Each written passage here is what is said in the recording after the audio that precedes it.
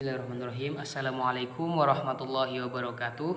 Perkenalkan, nama saya Ahmad Nurizali Rahman, mahasiswa UIN Antasari Banjarmasin, Fakultas Usuluddin dan Humaniora, jurusan Ilmu Al-Quran dan Tafsir angkatan 2020. Jadi tujuan saya membuat video ini untuk memenuhi tugas ujian akhir semester mata kuliah mantik, yang mana diampu oleh dosen Bapak Ridatullah Asyambani MAG. Jadi di sini ada 7 pertanyaan. Pertanyaan pertama adalah apa yang dimaksud dengan ilmu mantik. Kemudian bagaimana posisi ilmu mantik dalam perkembangan ilmu pengetahuan.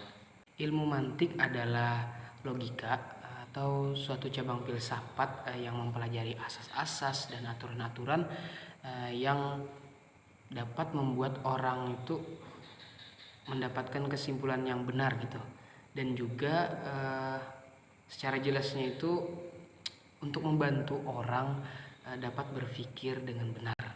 Pada masa keemasan peradaban Islam, ilmu pengetahuan berkembang dengan baik, yang mana ilmu yang berkembang itu bukan hanya tentang ilmu keislaman seperti yang ada di dalam Al-Quran dan hadis, tapi juga ilmu-ilmu yang lain seperti ilmu astronomi, aljabar, fisika, kimia gitu. Penggunaan ilmu mantik ini berpengaruh cukup besar karena banyak melahirkan ilmuwan dan karya yang berkualitas. Kemudian pertanyaan yang kedua adalah jelaskan perbedaan dilalah, lapos, ta'rif dan qadiyah. Oke, yang pertama adalah dilalah. Dilalah adalah memahami sesuatu dengan sesuatu yang lain. Kemudian lapos ini terbagi dua, yaitu ada yang mufrad dan murakkab. Lafaz mufrad adalah lafaz yang tidak mempunyai bagian, yang menunjukkan suatu pengertian atas bagian makna yang dimaksud daripadanya. Kemudian lafaz murakkab adalah lafaz yang juz'inya mengandung pengertian, dan pengertian itu memang dimaksudkan atas bagian makna yang dimaksud. Kemudian ta'rif adalah cara yang menyampaikan gambaran kepada makna dari segala makna. Kemudian qadiyah adalah suatu perkataan yang dimengerti, yang mengandung kemungkinan benar dan salah dengan melihat perkataan itu sendiri.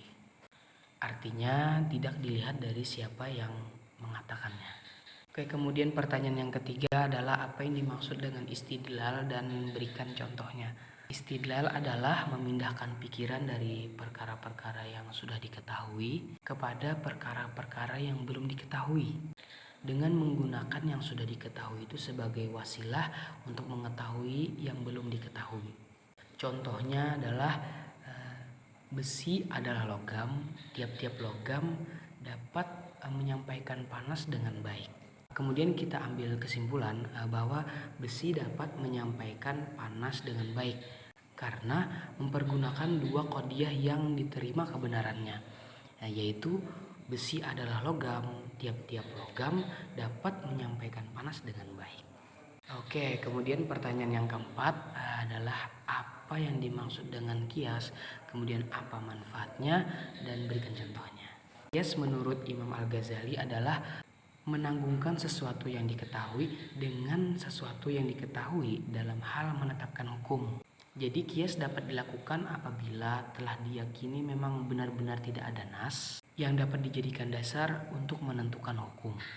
Contohnya terdapat di dalam firman Allah Subhanahu wa taala di dalam surah Al-Isra ayat 23. A'udzubillahi minasyaitonirrajim. Fala taqul lahuma uffin.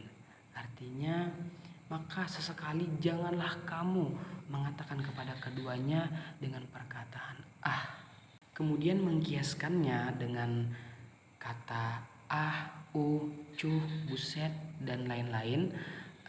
Bahkan dengan memukul itu hukum yang lebih utama. Dengan demikian menggunakan kata tadi aja kada boleh gitu, tidak boleh apalagi dengan memukulnya, karena memukul itu lebih menyakitkan. Kemudian pertanyaan yang kelima adalah apa yang Anda pahami tentang kias istiqroni dan istisnai, dan berikan contohnya. Kias iqtironi adalah kias yang natijahnya atau kesimpulannya disebutkan dalam prinsipnya. atau bisa dikatakan dengan bi'al-quwah.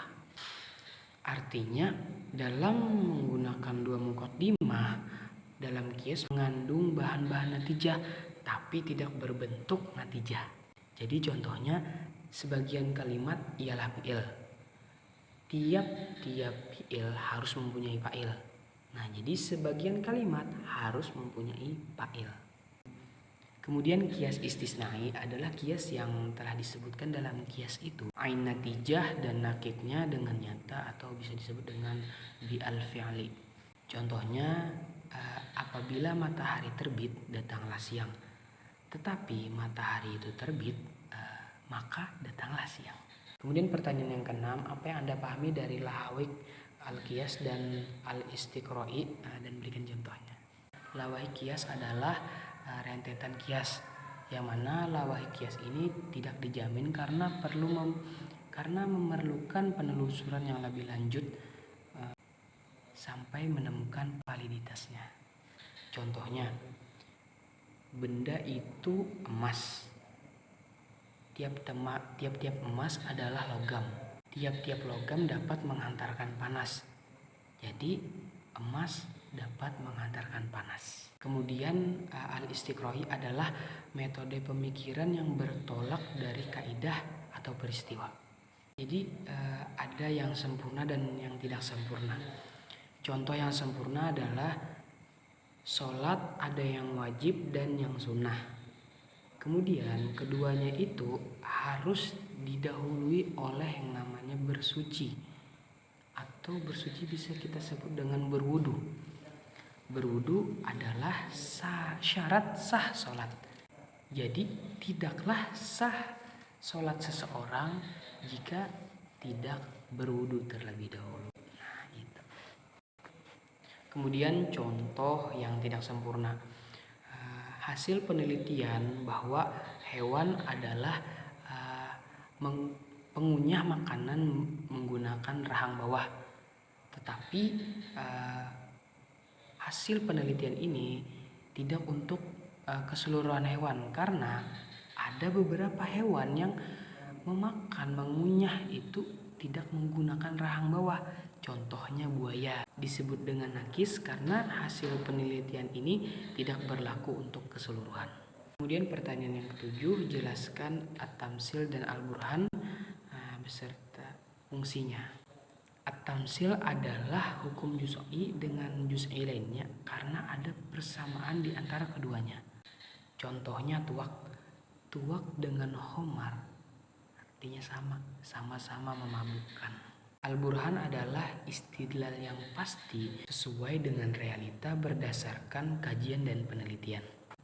Dan juga harus memiliki formasi dan bangunan yang kuat, artinya tidak boleh kurang. Oke, kemudian burhan ini terbagi dua, ada yang namanya limi dan ini.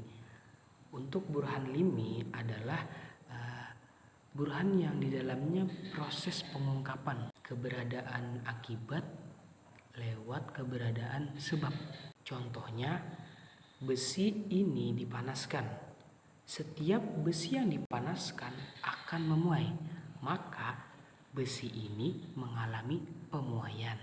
Dalam perjalanan pemikirannya bahwa didahului oleh akibat baru sebab.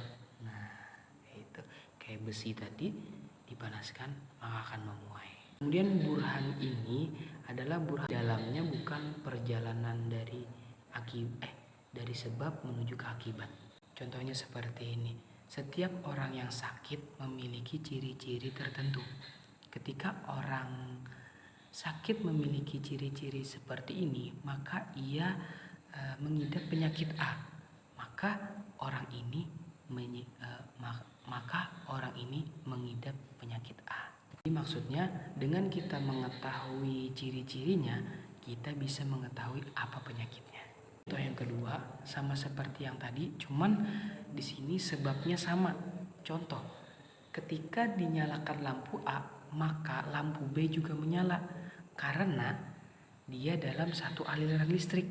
Nah, jadi kesimpulannya sebabnya dia sama di satu aliran listrik. Kemudian akibatnya dia lampu A dan B sama-sama menyala. beimbai.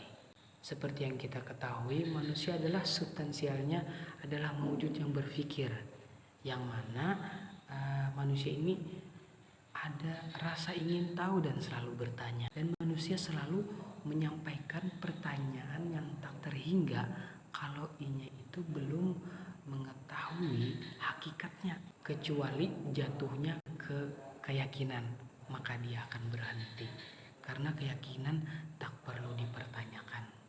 Oke, sekian, ulun Ahmad Nurizali Rahman izin pamit undur diri. Memohon maaf jika ada kata salah yang disengaja maupun tidak disengaja. Wabillahi taufiq wal hidayah. Wassalamualaikum warahmatullahi wabarakatuh.